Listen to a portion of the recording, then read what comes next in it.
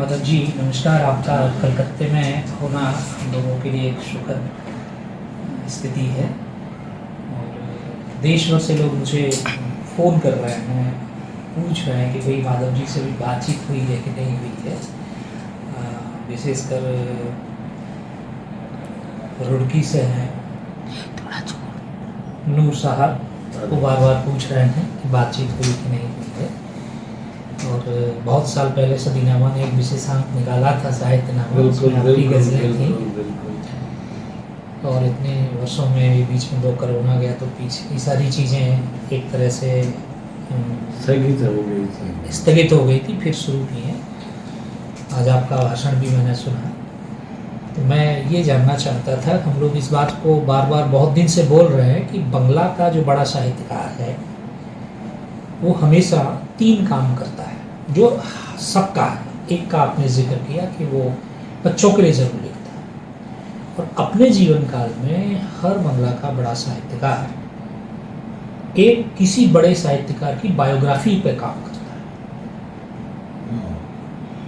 तो ये बच्चों के लिए कार्यक्रम हो, बच्चों के लिए अवार्ड हो, स्टेज से आपने कुछ चर्चाएं की। मैं ये जानना चाहता हूँ कि साहित्य अकादमी के इस प्रयास में ये चीज़ आपके कैसे जेहन में आई और फिर इसको आपने किस तरीके से लागू करवाया।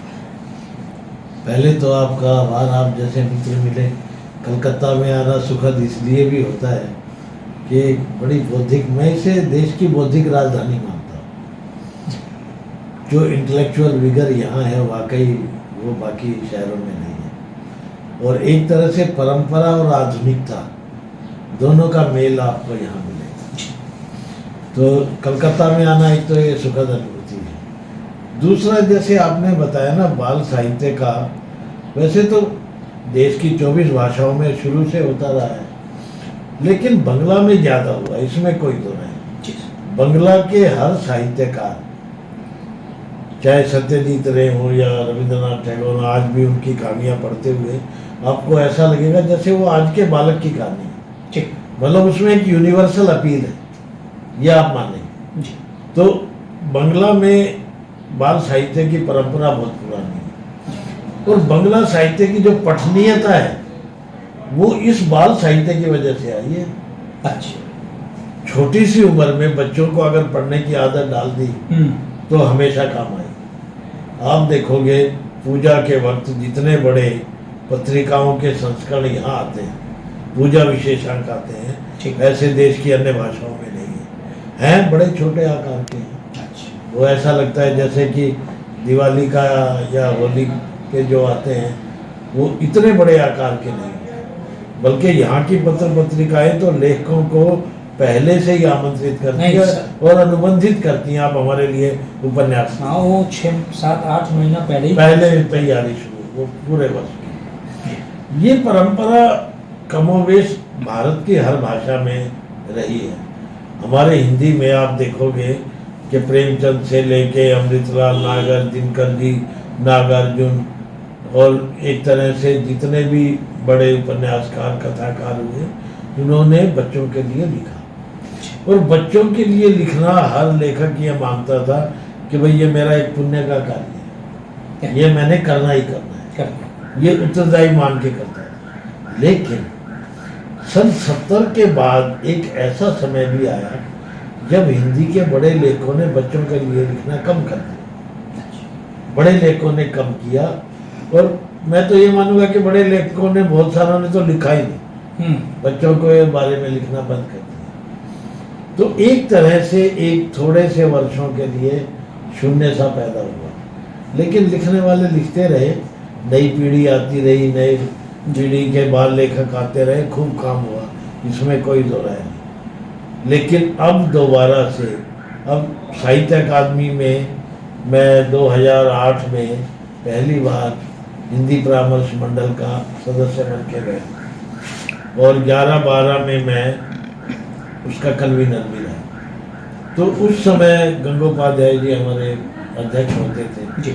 हमने उनके सामने प्रस्ताव रखा कि बाल साहित्य पुरस्कार शुरू किया गया, और जैसा हर सरकारी संस्थान में होता है, वो कुछ समय लगता है, कुछ वर्ष लगते हैं, चीज़ों को ठीक करने में, समझाने में, उसकी मॉडलिटीज तय करने में। तो अब हालत ये है कि पिछले 10-12 साल से हम लगातार 24 भाषाओं में पुरस्कार दे रहे हैं। इस साल 2 साल से हमने एक काम और किया। पहले केवल हम पुरस्कार देते थे, अब और साहित्य अकादमी बाल साहित्य की पुस्तकें नहीं छापती थी। बाल साहित्य की पुस्तकें छापते थे NBT, चिल्ड्रन बुक ट्रस्ट। अब हमने स्वयं छापने शुरू की और जो पुरस्कृत पुस्तकें हैं उनका हम 24 भाषा में अनुवाद कर रहे हैं। अब देखिए 24 पुस्तकें, 24 × 24, ठीक। अब देखिए, और ये अब देखिए उसका परिमाप और उसकी परिधि कितनी होगी, 600 के आसपास होगी। और एक और काम किया हमने, वो पुस्तकें प्रकाशित ही नहीं करी बल्कि राज्य सरकारों को प्रेरित भी किया कि भाई आप भी ये काम करें, आप भी बाल साहित्य को। और मुझे बताते हुए बड़ा हर्ष और बड़ा सुखद आश्चर्य भी है, अब बहुत सारी राज्य सरकारों में बाल साहित्य के पुरस्कार दिए जाते हैं। बाल साहित्य की पुस्तकों के लिए अनुदान दिया जाता है। हरियाणा है, पंजाब है, चंडीगढ़ है, गुजरात है, इसी तरह उत्तर प्रदेश है, मध्य प्रदेश है। बाल साहित्य के लिए बहुत काम हो रहा है। तो मेरा तो ये मानना है कि जो आने वाला दशक है वो बाल साहित्य का है। तो ये बिल्कुल मान के चलिए बाल साहित्य। एक सवाल आया मेरे दिमाग में कि ये जो 70 के दशक वाली जो चीज़ है, ऐसी कौन सी राष्ट्रीय घटना हुई या ऐसा क्या हुआ कि उस दशक में बच्चों पर लिखना लोगों ने कम किया, ऐसा क्या हो सकता है? एकदम जो आधुनिकता का जो बोध है, और ये मान के चलिए कि प्रयोगवाद में हिंदी के साहित्यकार उलझ गए। भारतीय सारी भाषाओं में आप देखोगे उस समय हिंदी की कितनी पत्रिकाएं थी बाद में। चंपक थी, चंदा मामा थी, नंदन थी, और छोटी छोटी बहुत सारी क्षेत्रीय पत्रिकाएं थी, वो बंद हो गई थी। उसी पीरियड बंद होने लगी थी, धीरे धीरे बंद हुई है, लेकिन अब फिर दोबारा से शुरू हो गई है। ये होता है साहित्य में आरोह अवरोह चलते रहते हैं। उसका एक और रीजन बताता हूं, जो बाल कविता है वो छंद मुक्त होगी तो बच्चों के गले नहीं उतरेगी। नहीं। वो दौर था छंद मुक्त कविता का। अच्छा, हमने ब्लैंक वर्स कर दिया। ओके, ब्लैंक वर्स कर दिया तो बच्चों की कविताएं ब्लैंक वर्स में आएंगी तो कामयाब नहीं होगी। हाँ, ठीक। जब ये छंद की वापसी फिर हुई तो बाल कविताएं। ठीक। एक अच्छा काम उन दिनों में ये हुआ कि बाल साहित्य में विज्ञान कथाएं आने लगी। विज्ञान कथाएं आने से बाल साहित्य की परिधि का विस्तार हुआ।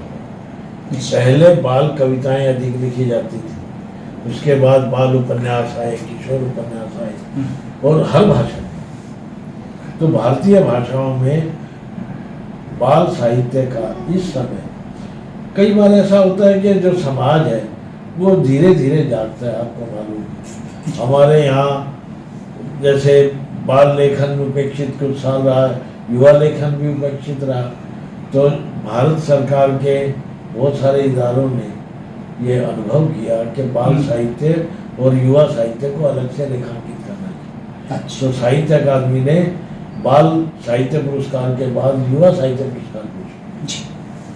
तो इस तरह से कोशिश ये की कि पूरी भारतीय संवेदना को पकड़ा जाए, रखा जाए।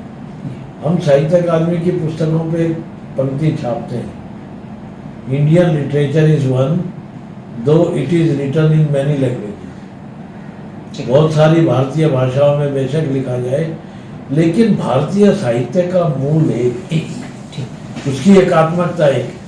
बंगाल का व्यक्ति जो सोचता है वही मद्रास का सोचता है।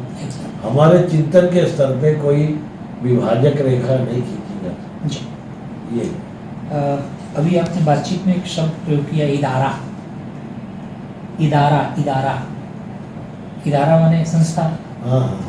तो मैं सवाल यही ला रहा हूँ कि आप बहुत अच्छे गजलकार हैं, और मैं ही नहीं बहुत सारे लोग जानना चाह रहे हैं कि जो हिंदी गज़ल है उसमें जो शब्द आ रहे हैं तो उस पर आप क्या सोचते हैं कि आने चाहिए, या थोड़े हल्के होने चाहिए, क्या होना चाहिए? हिंदी गजल का जो स्वरूप है जी उसको एक तरह से निर्धारित दुष्यंत कुमार ने कर दिया। ठीक। दुष्यंत कुमार की पुस्तक है साए में तू, उसकी भूमिका में वो लिखते हैं कि मेरी गजलों की भाषा क्या है, उसके बारे में स्पष्ट करते हैं। वो लिखते हैं कि जब हिंदी संस्कृत के सिंहासन से नीचे उतरती है, ठीक और उर्दू फारसी के सिंहासन से नीचे उतरती है, ठीक। और दोनों सगी बहनों की तरह जब बात करती है, मेरी भाषा गजलों की वो है, यानी हिंदुस्तानी, ठीक जिसको हर व्यक्ति समझता है। ठीक ठीक। तो आप देखेंगे कि हिंदी गजल में बहुत सारे ऐसे शब्द, उर्दू के भी वो शब्द नहीं है जो फारसी से आए हैं, अच्छा। वो शब्द जो आम बोलचाल में जो सड़क का आदमी बोलता है। वैसे भी जितेंद्र जी एक अच्छी चीज ये हुई पूरे भारतीय परिवेश में, कह रहा हूँ, जब हिंदी में जब हम पढ़ते थे, आप पढ़ते थे, निराला की जब शक्ति पूजा पढ़ते थे, तो उस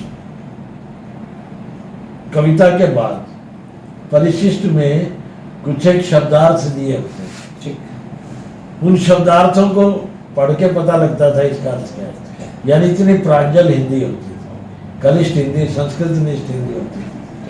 आज किसी रचनाकार की किसी किताब के पीछे शब्दार्थ नहीं दिए, नहीं, चाहे वो हिंदी की कविता लिखे, चाहे वो गजल लिखे। अब साहित्य की भाषा और आम आदमी की भाषा में कोई अंतर नहीं है, जो हम बोलते हैं उसी में साहित्य की भाषा। तो हिंदी गजल ने एक तरह से वो जो आम आदमी की भाषा, आम आदमी की बोली, आम आदमी की बोली में हजारों शब्द, हमारी जो हिंदी है उसकी सबसे बड़ी पहचान यही है, और उसकी शक्ति भी है, उसने बोलियों से भी शब्द लिए हैं, संस्कृत से भी लिए हैं, अन्य भाषाओं से भी लिए हैं, और यही हमारी ताकत है।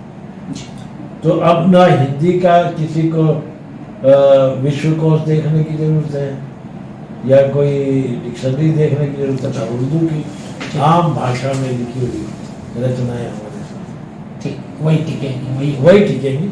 आम आदमी तक साहित्य वही पहुंचेगा। पहला जो साहित्य लिखा जाता था आज से 100 साल पहले, वो एक वर्ग के लिए लिखा, जो बौद्धिक वर्ग था वही पढ़ता था। अब हमारा पूरा समाज पढ़ता है, तो उसकी परिधि का विस्तार हुआ, और विस्तार की सबसे बड़ी बात ये है, अब ये केवल हमारे हिंदी में नहीं हुआ, अंग्रेजी एमए में जब हम शेक्सपियर का नाटक पढ़ते थे, तो शेक्सपियर की अंग्रेजी वो थोड़ी है जो आज बोली जाती है, वो भी परिवर्तित हुई है। तो इसी तरह से हर भाषा में, हर भाषा अब बड़ी संयत हुई है। अब मुझसे कई बार लोग पूछते हैं, कई बार मजाक भी उड़ाते हैं, अरे तुम्हारी हिंदी में तो हजारों हजार शब्द, देखिए पेन भी अंग्रेजी का है, फाइल भी अंग्रेजी की है, ये सारी अंग्रेजी के शब्द हैं, बल्ब भी अंग्रेजी का है। तो मैं उन्हें एक उदाहरण बताता हूँ। एनसाइक्लोपीडिया ब्रिटानिका की भूमिका में एक लाइन लिखी हुई है संपादक मंडल की तरफ से, we are thankful to India and Indians, they have contributed us more than 2000 words.